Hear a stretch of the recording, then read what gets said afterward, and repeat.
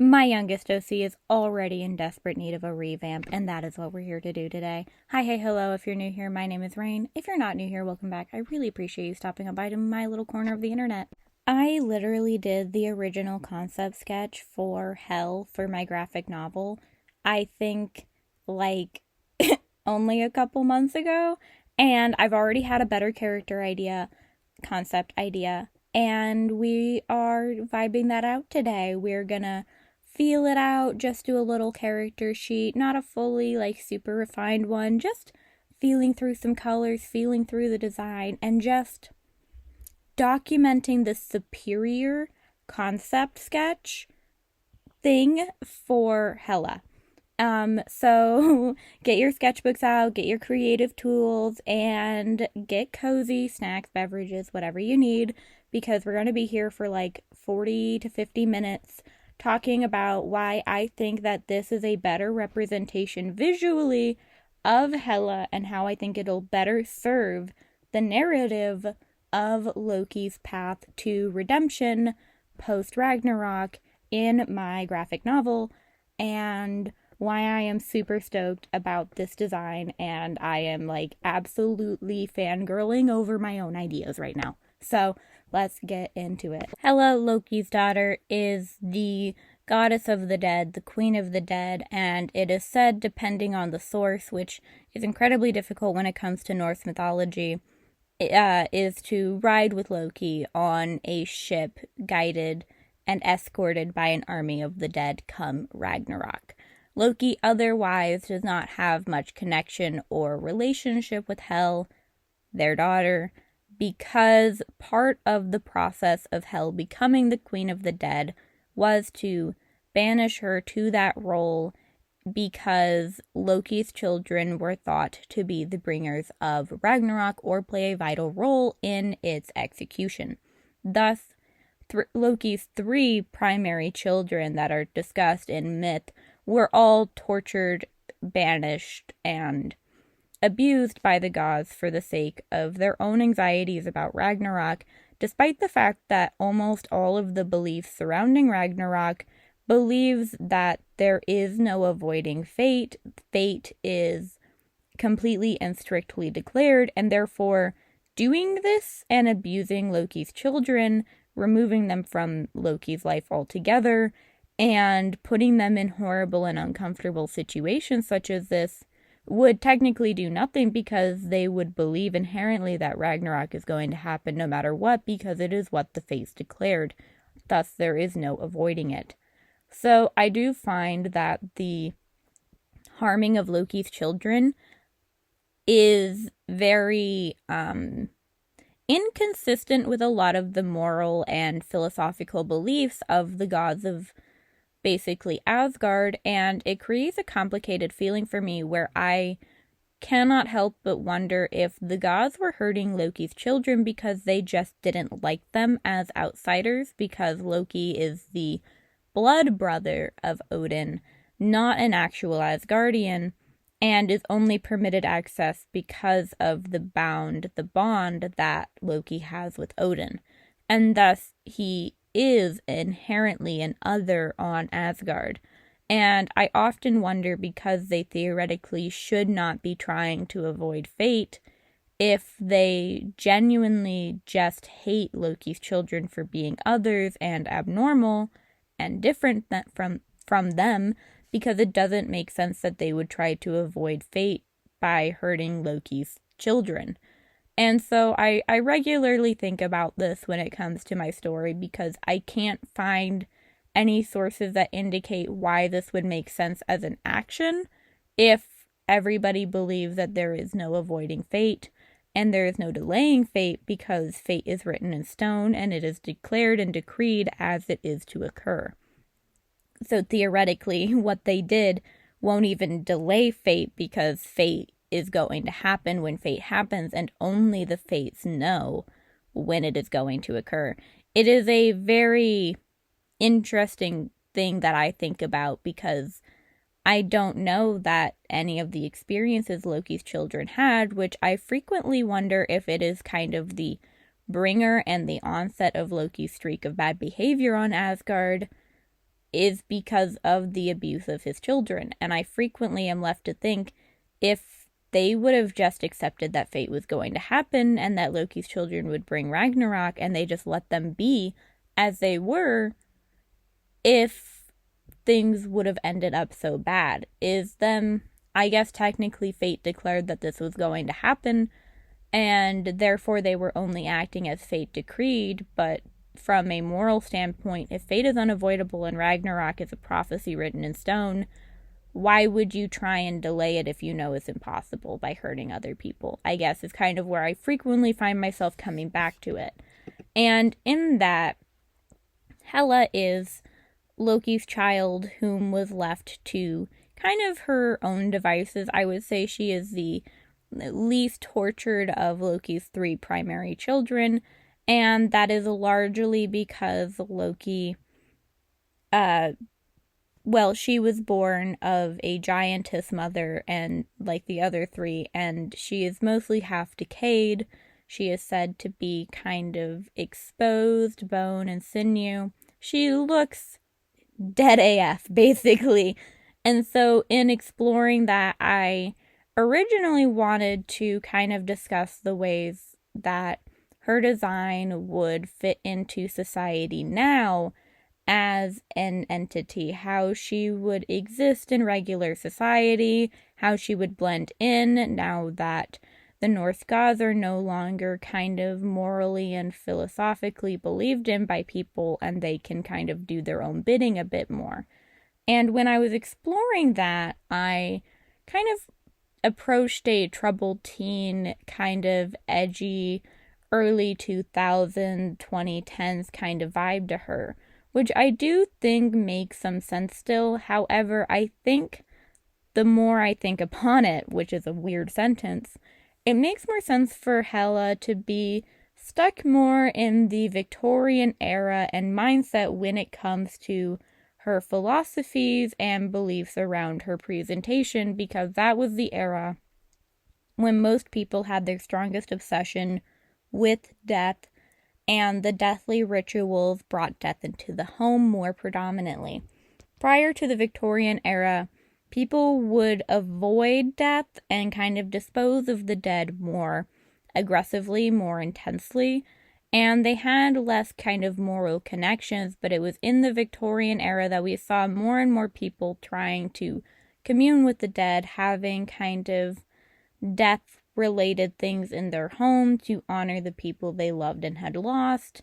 Hair, teeth, keeping the corpses in their sitting room for prolonged periods of time. And so we find ourselves in a situation where I think that Hela would feel more strongly tied to the Victorian era, because that is where she would have been treated the most equitably and would have been kind of brought into society more than previous eras, at least when you look at it from a westernization plot point. And I think that I want to approach that a little bit more, because my other alternative theory about when I could really tie Hela's kind of moral and relationship with human kind of existence, how she feels about them, her kind of desire to integrate with them or knowledge of them, would be during the rise of vampirism in Europe. And while it is interesting and kind of a strong connection with people fearing the dead coming back, I don't necessarily know that people welcome death as much as they treated death like an incredibly aggressive plague. And so I am hoping to do more research for clothing design purposes to kind of explore some more antiques and more kind of accessories that would be desirable for Hela, specifically related to other eras in human history where we were connecting with the dead, we were welcoming them into our home, and where we had kind of less get it out of my life principles surrounding our deceased loved ones. Because being the goddess of the dead, I don't think she necessarily is like, ew, dead person, get out. These are her people. These are the people that worship her, that she protects, you know? Everybody kind of goes to Hela. in hell. Only the greatest of warriors see Valhalla. And so she has the worst of the worst, and some just great people who didn't die perceivably honorable deaths. She has the majority of humanity under her care once they have passed on. And so I think that she will have a strong connection and love for the people who are under her care, that she will be gentle with them and value them as entities. She'll be curious, yes, interested in learning more, but I don't think she's going to really encourage or be happy with the times where humans treated her as a disgusting thing to eradicate, and the concept of her people as things to get away from them as soon as possible. I don't think that she would enjoy times of plague. Well, yes, she gets more, quote, disciples, unquote, because of how the treatment of the deceased were and was, and how they were basically discarded in massive piles to be burned, I don't think she would appreciate that. And so I think she would be more strongly tied romantically and kind of also just generally to times where we welcomed death more strongly. I do not think she would support the capitalistic approach to death and dying in America right now, to say the least. I'm not entirely sure what morgue culture is like in other countries at the moment, but it was a very capitalistic approach to death and grieving right now in America at the very least, and it is very unaffordable to have a funeral for a loved one, and incredibly inaccessible and depressing currently. And so I tied a lot of the design to ruffles, large kind of overflowing fluffy dresses. However, I think that hell would have a romanticness to the human body and would not want to approach shame surrounding depictions of physical skin. I don't think she's a cover your ankles sort of lady, because a lot of her is decomposed and there is no inherent sexual desire for a god and those kind of philosophies around impropriety necessarily. Not only is she the goddess of the dead, and therefore not associating herself with family, romance, marriage, sex, and love like some other goddesses of Norse mythology are, I think that modernizing the fit and kind of emphasizing the parts of the body that kind of show off bones and kind of the more internal structures of a human body would be more appealing to a goddess who is inherently partially decayed.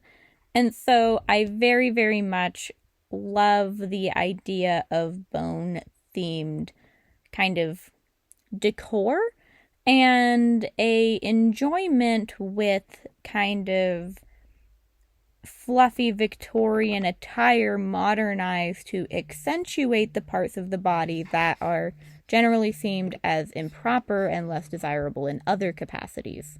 Pairing that with a very accentuated gilded corset, which is ribcage designed, so it's less of a restricting corset and more of a kind of armor, I guess you could say, because it's going to just have open gaps, kind of where the, not metal ribs are, is to display and encapsulate the exposed skin and exposed bone component that is used to describe her in normal Norse myth, while allowing for her to have fully covering kind of high collar, if she wants, clothing. And so to draw back to the description in myth, while also being able to play with the outfits depending on where we are and the story beat that we're in, and not have to worry about having her fully exposed, but also so that she can be in public and not be a real walking zombie where people will be like, oh my god, what is that? She can walk into a Safeway in the middle of the summer and people are not going to lose their mind thinking that death is upon them type stuff. Definitely alt, definitely goth, definitely some intense makeup is what people will think based on the face design that we have to look at for her so far, but not like I can see through this person. This is really intense. Call the cops. My child is going to die kind of energy, right? You know what I mean? So that, a high-waisted short, because we love a high-waisted short, with thigh highs with a bone print on them, it's really fun. I love the fit so much. It is asymmetrical, which I feel is just very kind of flirty and cute for kind of death, but also it will accentuate the asymmetrical components of her face. So we have a back view that we're looking at for her right now. And the halo is just for fun and giggles. I just really like it, and no one can stop me. I don't have any reason for it except it looks good. It's a nice kind of oomph, like it kind of matches the metal. It makes her look ethereal, goddessly. It's her crown, and that is sexy. We love it. But also, I just like it, and I want to have fun elements, I feel like we could swap it out from time to time. I feel like she has a couple of these, and some of them have little moons and stars on them because they don't have the real night sky and all of that down in the pits of hell. So it's cute. We like it. It's fun. You can change it out for your vibe. It's all cute and good. But we have a back view, so you can see that the ruffles are on the opposite side of the body of her kind of partially lidded eye. And so I did that one because I really, really want more kind of obvious representation of things that are different. I think she's very beautiful. I think she's very, very attractive. I think she's gorgeous, okay, guys? I think she's really, really hot. But some people will perceive this as, for example, a lazy eye or some sort of physical visual disability, and if people don't think she's hot, that's their problem, because she's hot. My professional opinion as her creator is she's hot. But she's not a good person, guys, okay? We can't be super sexually attracted to the villain, okay? We gotta behave a little bit.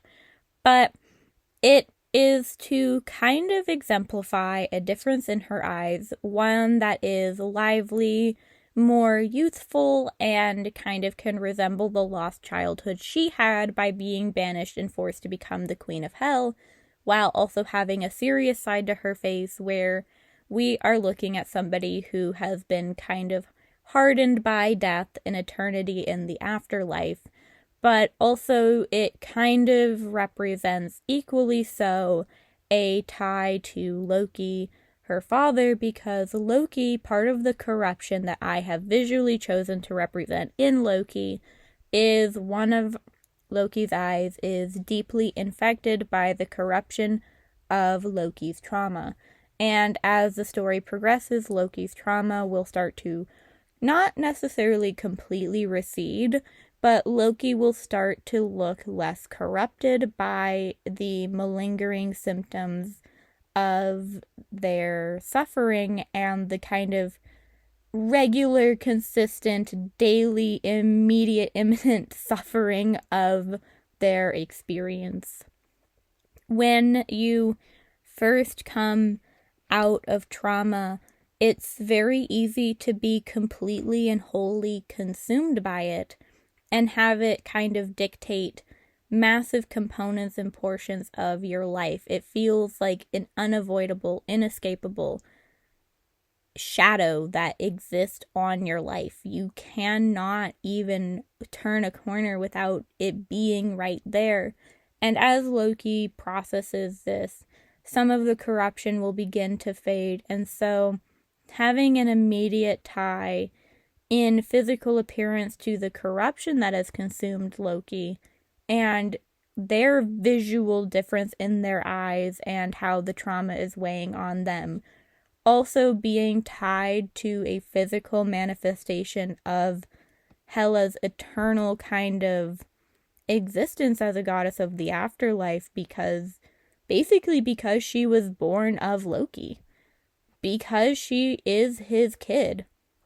She is forced into the suffering, or perceivable suffering, of never really having a family and never really having the ability to have her parents in her life, because you're the kid of Loki. You are now in hell and you're going to stay there. And so I don't necessarily think that Hela doesn't like her job or her position. I think Hela likes being the goddess of the dead, the goddess of the afterlife, and having her sanctity. However, I don't think that she appreciates that just because of her parents, she was denied the ability to have her family, to have a relationship with her brothers per se.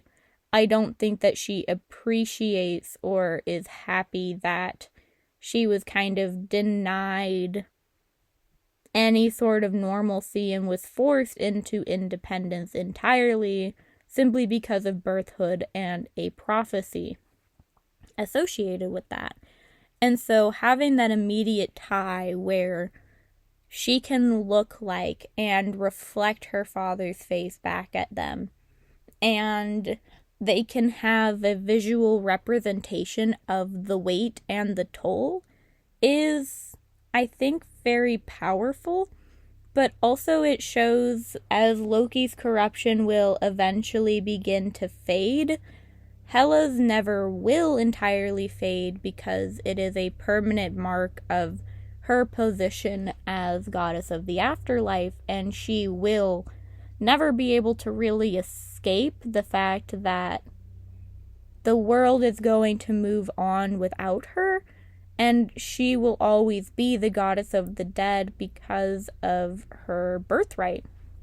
And so even now that people aren't subscribing to the Norse religion, sorry, the speech impediment makes that word really hard for me. People aren't subscribing to the Norse religion, and she is able to kind of go integrate into society as she desires. She will always have this lingering representation of who she is because of the prophecy of Ragnarok. Equally so, I think that it's important to understand and have representation of physical kind of abnormalities isn't the right word, but it is how I think a lot of other people would describe it. But physical visual differences such as lopsided or asymmetrical eyeballs, which would be perceived as unattractive or a disability in a character who is inherently good and inherently designed to be somebody whom is family-oriented, a loving and kind leader. Hela, in all of the myth that I have looked at, has never been said to be a cruel or undesirable leader. She treats her dead legion very well, and she's very caring towards the deceased that are in her care. And I haven't really found anything that says that she's cruel or harsh or she treats dead people poorly. And so I think it's important to have an inherently good character have a physical visual difference that some will perceive as undesirable, because I've talked about this before on my channel a teeny bit, but I've never actually gone into it. I am a permanently chronically ill, disabled individual. Yes, however, a lot of the stuff that I choose to research within my master's program and a lot of the advocacy I do within my master's program is disability related. And I think a large part of the reason why I was brought into the MFA program, despite not being a quote good unquote artist, is because I have a very strong conviction about equality for all disabled individuals. And I'm very well versed in saying, you are not cool, and this is why you're not cool. So I wrote a very, very, very long paper about disability and inaccessibility in art education, and specifically how disabled people are basically blocked from getting the education necessary to be able to advocate for themselves in higher ed. The people who are writing the rules, writing the legislation, deciding what accommodations we as disabled individuals should get in college are able-bodied people who know a disabled person and feel convicted or conviction in advocating for us, but they very rarely actually have the experience to say anything that's actually of value from the perspective of an actually disabled person. And so a lot of the time, the accommodations are what people think we should get and not what we actually need. And in this research process, I explored a lot of classic literature that accentuates this ideology that disabled people are evil. And how throughout literature, and I'm going to use my favorite example, The Strange Case of Dr. Jekyll and Mr. Hyde, people are described as disabled, or disabilities are described, and that is how we know the person is evil. Mr. Hyde is described as a disabled person. His description is he's disabled, basically. He has a lopsided asymmetrical features. He has a slant to his walk. He struggles to kind of carry himself in the way others do. And those descriptions of just a disability give the vibe of evil to the characters who are perceiving him. And so we are supposed to take from it that because of these descriptions of his disability, he is a bad guy, and we need to be wary of him. He's not described as evil when you are introduced to him in the book because of bad actions. He is described as a disabled person. A disability is described, and that is how the people know he is evil. And the more we encounter this in literature, the more people will, whether they are aware of it or not, will be filled with this implicit bias. And so while Hela is in no way naturally just outright declared disabled right now just by looking at her, she is visually different in a way that people will generally associate with something such as a disability. And by having her be a purely good individual, it's important for me to work to deconstruct the narratives that I write in my papers for college about being harmful. Hela looks different than everybody else when you first look at her. Having two completely different eyes, having eyes that are of different shapes, sit differently on the face, different openness, and then a heterochromia where one eye would be perceived by the public as being blind, and then having her be just a good person, it's important for me to have that. Even if other people don't process it that way when they read my graphic novel or they listen to me talk about Hela, they don't look at her and they think about how she's visually different in a way some people will perceive as disabled. Knowing that I am drawing someone who isn't the status quo and having them just be purely good is important to me because it is that same kind of device in literature making us purely evil that has really fueled my mission to be an artist in the first place. I became an artist in spite of people treating me differently in art class because of a chronic illness and denying me equal access. I revisited art in spite of the teacher who treated me differently and wouldn't give me accommodations. And so directly opposing the things and the examples I write about in my papers is an important step for me in kind of healing through these issues that I personally feel and find in literature that I otherwise generally really love.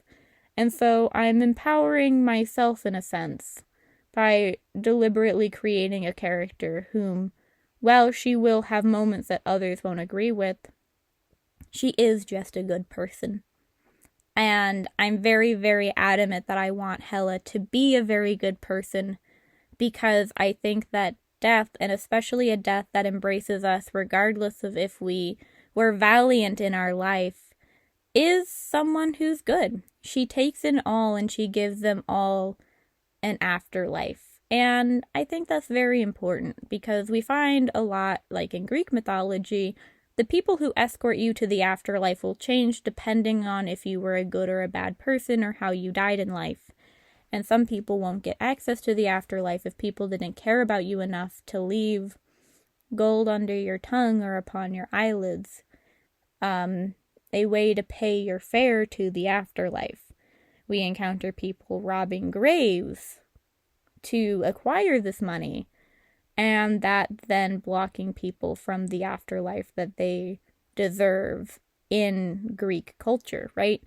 And I think that Hela not requiring such a thing is, one, inherently good of her, but also taking in everybody who wasn't simply a strong warrior who died a valiant death shows a care for any and all, no matter how good or bad they were. And I think that we should appreciate a caring and gentle leader of the dead, the afterlife. And I think that she is one of our better examples of a leader of the underworld whom genuinely cares for her position and her subjects without kind of benefit to herself or discretion. And I really appreciate that, and I really like that, and I want her to be a good person because I think that she genuinely was, based on all of the myth that I've read about her. And some people will perhaps necessarily disagree because of other components of myth, but I think that she is indiscriminate. And that is kind of what people didn't like about her when it comes to certain myths. So let's talk about that myth really quickly, because I do think it is important to discuss, because some people will think she's a bad person because of it. However, I think it is a show of being a fair and ethical ruler. So let's talk about it for a minute while you watch me kind of sketch out some of the designs and think it through a little bit further. As a little mini note, I do know it probably looks a little bit weird that I haven't attached the neck, but I'm deliberately not drawing the super clearly skin elements so I can focus exclusively on the outfit. And the hair was just kind of important to show the shape of the kind of halo thing. So I know the lack of attached neck is kind of funky looking, but I'm just trying to focus on the fit with that sketch. And I'm aware in retrospect it looks bizarre. But now returning to the idea and the concept that I mentioned in the last section of people who think that Hela isn't necessarily a fair and moral ruler, is when Loki tricked and subsequently got Balder killed, basically the philosophy was that Hela should bring Balder back because he was basically the most loved by all of the gods, and Loki had set Balder up to be shot by his brother. And subsequently, the kind of issue that occurred was Hela wouldn't just do that. You know what I mean? She wouldn't just bring someone back from the dead. And Loki refused to cry at his funeral, which meant that Balder was forced to stay in the afterlife. Hela said that if you could get everybody to cry for him, then I will consider bringing him back, or I will bring him back. And Loki disguised himself and did not cry. And Balder was not able to come back from the dead. And some people perceive that as Hela being unjust and corrupt and just the daughter of Loki, because everyone loved him. Everybody wanted him back. Why can't he cheat death? And the issue with that is because she treats all of her subjects the same. And I think it shows a truly fair and morally justified leader to not just bring someone back because the gods begged for it, but to give them equal treatment and expect for people to truly work and not just expect her to bend to their wills. I think it shows a true morally justified individual. However, returning to my philosophies from earlier in the video where I said that I believe that a lot of Loki's bad behavior was instigated by the gods. Balder is the child of Odin.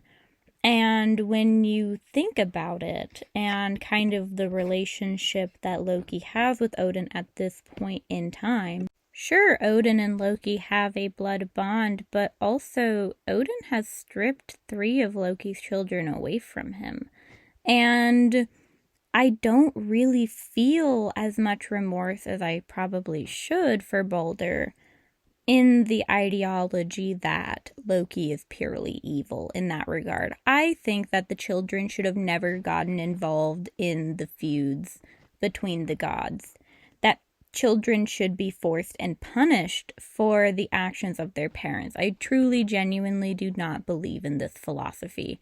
However, I don't think that acting like Balder should be treated any differently when Odin has taken Jormungandr and cast him into the sea. Fenrir is now bound eternally until the dawn of Ragnarok it's kind of a rope sort of substance, I suppose. And Hela is cast into the underworld. Loki has had all 3 of his children at this point taken from him by Odin. And so I don't feel like I can be as remorseful and regretful of Balder's passing by technically the hand of Loki when Odin has taken 3 kids from Loki now. In the name of what? Maybe delaying a fate that you already don't believe you can avoid? The all-seeing eye knows that Ragnarok is unavoidable. So why are you punishing Loki's 3 children at this time for this? And I think that Loki acting out, yes, is immature, cruel, and Balder should not be punished in this way, should not have had to die because of Odin's misgivings and mistreatment of Loki. I equally feel that I can't really feel bad for him in a regard that I don't feel bad for Loki's kids. Odin kind of started this feud, in my opinion, and I think it's important to consider that and how that might relate to Loki's actions.